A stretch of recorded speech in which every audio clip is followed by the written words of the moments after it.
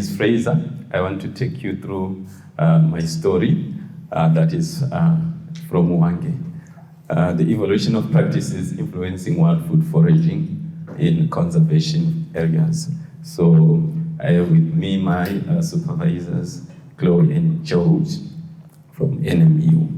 So, right. In Africa, 30% of the land is occupied by wetlands, forests and pastures, thus providing forage resources with access and use, which somehow are influenced by human activities in Africa. But in Zimbabwe now, 69% of it, which is more communal, where people concentrate more on subsistence farming, supplement these outputs highly by using natural resources. For some communities, forage resources are fundamental to the as they constitute their livelihoods, as cultural heritage, provide safe nets in times of crisis, and as well as provide a good connection to nature. For practices, we define them as measures and actions that are activated by background knowledge, cultural and technical heritage, perceptions, beliefs, and states of emotion. When we speak about foraging practices, we include examples such as the foragers' species selection, quantities foraged, foraging techniques, seasonality and locations, amongst other things.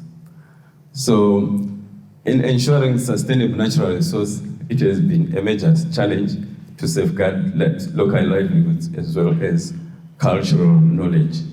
And there is a global threat for traditional diversity-rich human landscapes as well as local livelihoods and the identities that depend on them. So the general objective was to explore the evolution of practices related to wild food foraging for sustainable livelihoods in socio-ecological systems. The first specific objective being to document the past and current practices related to wild food foraging in the Hwange socio-ecological system, as well as try to describe the drivers of the evolution of practices in the Hwange socio-ecological system. The study area is Ward 14 and 15 of Hwange district. I come from this area. This is where I was born and I lived for the greater part of my life. I have never been out of Hwange for more than a year. So I know this place very well. So the area is part of the 𝐶𝐬𝐵 region there, right? The 𝐶𝐬𝐵 TFC. It has got two protected areas. There is Hwange National Park, which was formed in 1954, and 𝐍𝐞𝐿 Forest, which was formed in 1962. So those are two different management systems that are there. The main livelihoods of the people depend on subsistence farming and natural resource use.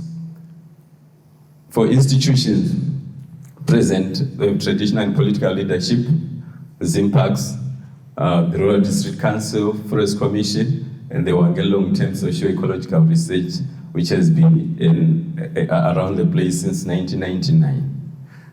We have the map there of the Hwange National Park as well, to mention. For data collection, I worked in these villages there, about 8 villages. There is 𝐶𝐬𝐵 Forest there and Hwange National Park. I live in that village currently in Magoli. So 4 of these villages are closely by the 𝐶𝐬𝐵 Forest, and then 4 of those other villages are at the edge of the Hwange National Park.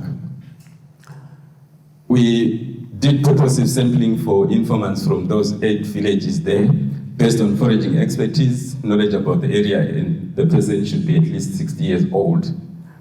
In-depth interviews with 22 key informants was done the 22 was the point of saturation where no more new information could come through. And then these interviews were done through serial interviewing where, because these are old people, you go for the first time, you get as much information as you can, but when the person is tired or can't recall some of the information, you go back for the second collection of the data until you collect as much information as would be needed. Then for the analysis, I used thematic analysis, but coding was on Excel. So most of the information that was needed for the first objective was to gather the resources used during their childhood, parenthood, and grandparenthood, as well as the practices that they did, and the drivers of change over those times during their childhood, parenthood, and grandparenthood. For the results, there is a diversity of the resource types that people gathered during their lifetime. For example, in green there, for the people that was sampled, their childhood was falling between 1949 and 1971, whilst their parenthood was falling between 1971 and 1993, and their grandparenthood was from 1993 up to date. So there is a diversity, but we have like fruits, fungi, honey, juice, insects, leaves, meat, roots, seeds, and tubers and worms. All these were being collected, but we realized a decline in the number of citations of these resources as we move from childhood to grandparenthood.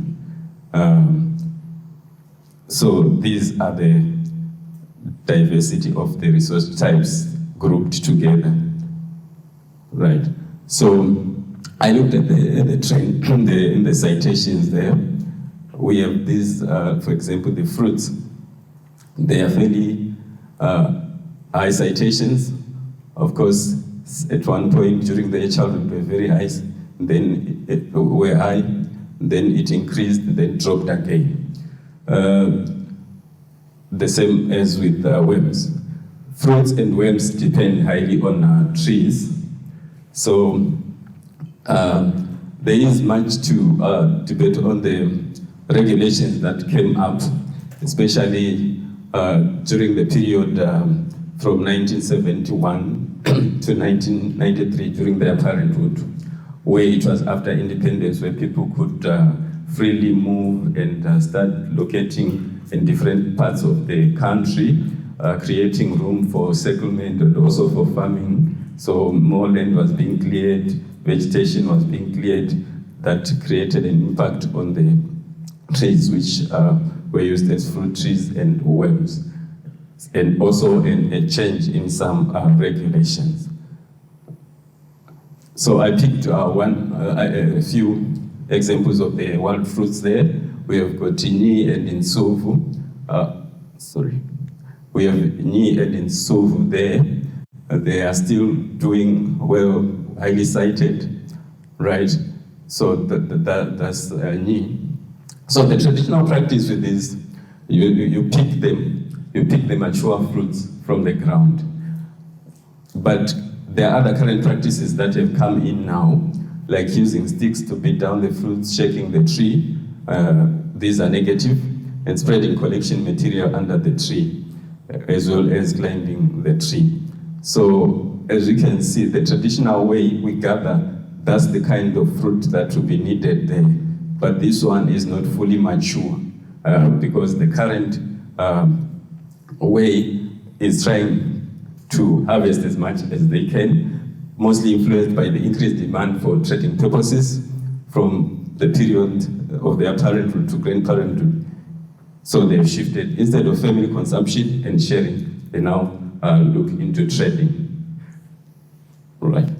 Then there is also another trend there on fungi, leaves, and meat, as well as seeds, where there's been a significant decline in the use of these resources. The significant decline on this mostly the introduction of some rules and regulations from the state, and also the movement of people and the change in the land. Mind you, I spoke about the formation of the Skume Forest in 1969, so some people were moved out of that place. We were also part of that. My grandparents also, they were moved, part of that. So they moved out of the place, so they couldn't access those resources in those areas. Instead, the land was now limited. They were squeezed into small areas to access those resources. I picked an example of wild meat. Traditionally, that is what people value most. During their childhood, they used snares and dogs to catch those around their fields. You see, I wrote it in black there because to them they perceived it to be legal. But during their parenthood now, it became illegal because now there were rules and regulations that came from parks, and some of them were taken from the colonial regime. So the changes mostly were influenced by changes in values and beliefs about wild animals, where someone will say, now these animals are for tourism instead for improving our livelihoods. New regulations and ways of implementing those regulations had an impact on these resources. Then lastly, we had some resources which disappeared totally during their grandparenthood. Now they are no longer of value, right? So an example is on tubers. These were dug from the ground during herding, and they were a very good relief during drought. They are no longer harvested. One explanation was an outbreak where some children were killed, or some children died after consuming a poisonous tuber. So the local regulations banned the use of these tubers in the area. Key insights, a few key insights to know here is that the erosion in the diversity of our food contribution to the local livelihoods.